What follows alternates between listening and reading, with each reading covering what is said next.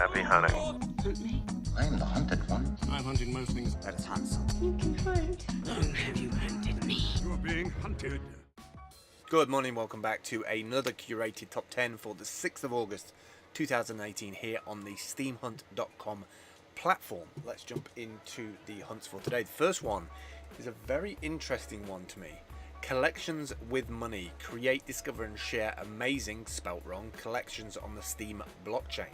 So very similar in some ways to the way that Steam Hunt works, but I'm kind of digging the angle they're going with. It seems a little bit like cross between Steam Hunt and Pinterest for me, and it's definitely something that I wanted to see from the start on Steam Hunt that doesn't on Steemit that doesn't exist, or on Steam blockchain in general that doesn't exist.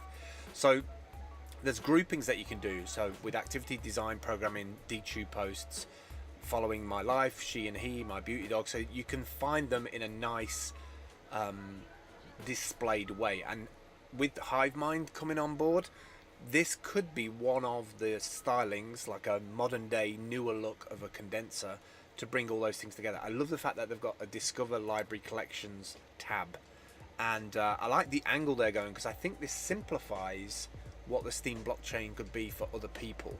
So I've followed their Discord group. It's very quiet right now. Oliver and Jensen, they're looking to build this kind of front end. It looks like they're looking for donations for it. I don't know about when this is going to be released, if they've already got like a MPV of it, minimal viable MVP, minimal viable product of it yet, but I'm very interested in it purely because of the design styling. I think that could be very attractive for a certain kind of clientele who don't like the current offerings from Steemit or Busy. Not that you wouldn't like either of those, just might not fit your design style, and it might be easier. It might be an easier sell to websites that are covering blockchain products. Next up today is the Booklight. Let me pull this up. My Booklight, Booklight Bookmark Light, and I love this because it uses a very simple methodology, like this transparent see-through PCB style circuit, and it runs on a CR2032, which is a really common flat battery, and it's effectively got light on there.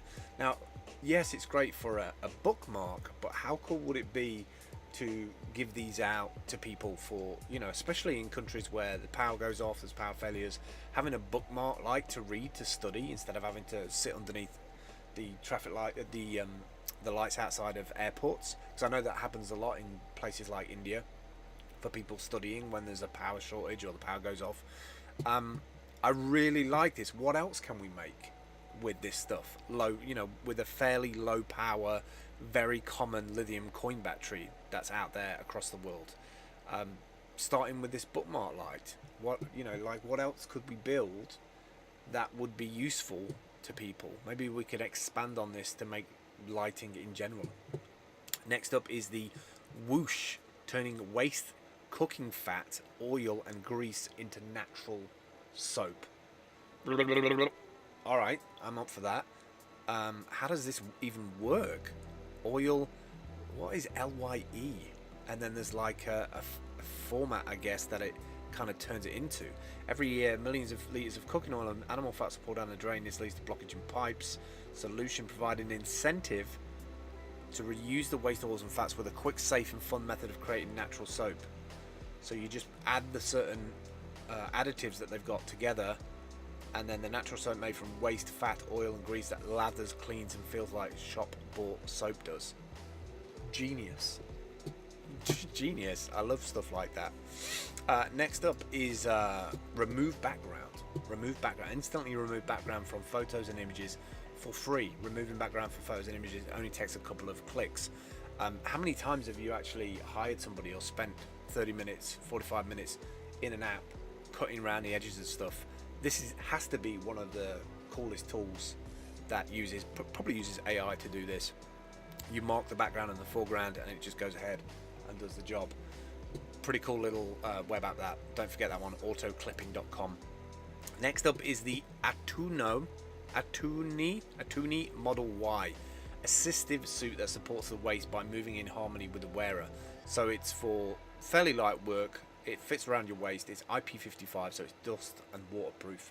But one big thing I will say about this, because we've seen these kind of things for years, this one looks super slimmed down. We're starting to get to the point where those big bulky systems are being condensed down and condensed down. Sooner or later it's going to be almost like a jacket that you wear and strap around your middle, and then you have all this assistive power on it. Powered wear, a wearable robot that alleviates burden to the waist when lifting heavy objects through powerful motors, as well as sensors that detect the movement of the waist. I mean, if you're working in a warehouse and you're constantly picking things up all day, this is going to completely save on your bag. And what else is being built out there in the world if you've got something like this that assists you like that? Gyroscopes and little servos, little motor units. Like, we're getting slowly to that like mech warrior style human, and I love it. Next up is Carbon.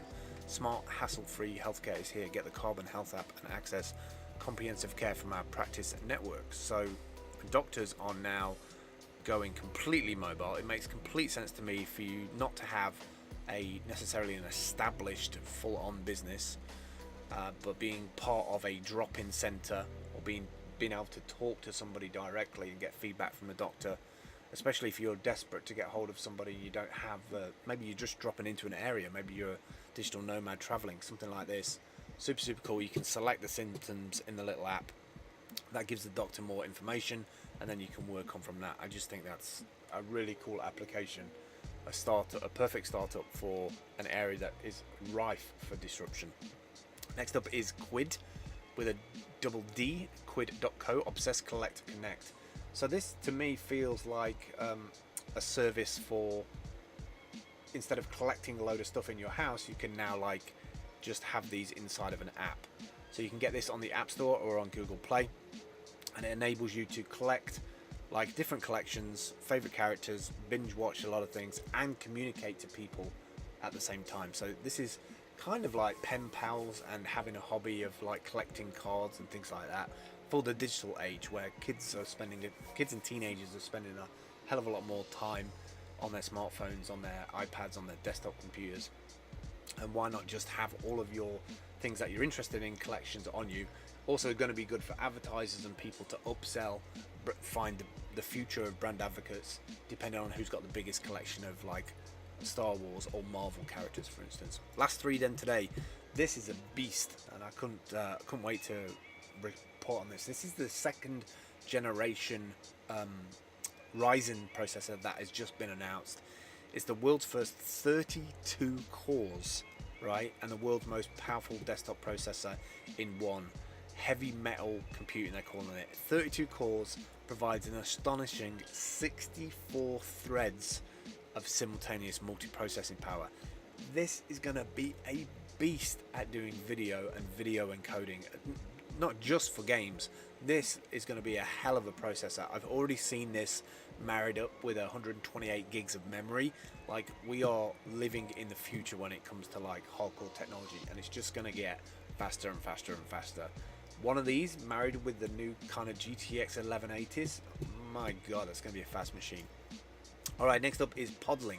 I'm just going to type in here, positively negative. Oh look, who's that pops up on the bottom there? This is a great little application to find podcasts that are out there in the world. You just have to put in the name and search for it, and it gives you all of the places that you can subscribe at. As you can see, we're on pretty much everything here. We're on like iTunes and Spotify and all these different ones, and that's how it's actually positively negative if you want to follow us. But any podcast that you can think of. So I'm just trying to think. Buddhist podcast. Buddhist. My friend should be on there. Buddhist podcast. Let's try a Buddhist podcast. No? Buddhist? I think I broke it. Either way, it's pretty damn good. Maybe you have to fresh start because I was from that link. I don't know. Let me go back. I'm determined to find my friend's podcast. I'm pretty sure he's still doing it. Do Buddhist. Oh my god, he's not listed.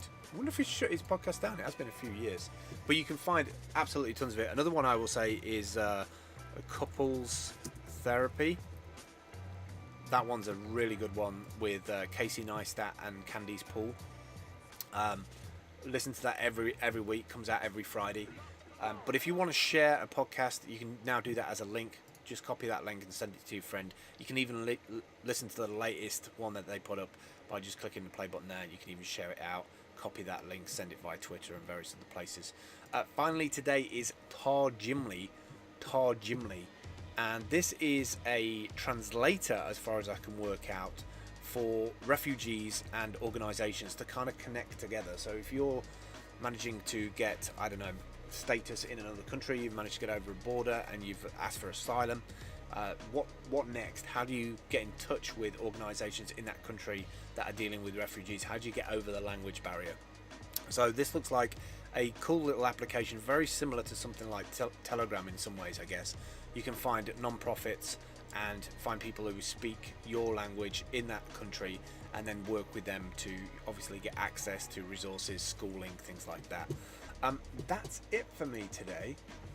Thanks for watching. If you are finding this video from some other source like DTube or DLive or some other decentralized video platform, this is what Steam Hunt looks like in August 2018.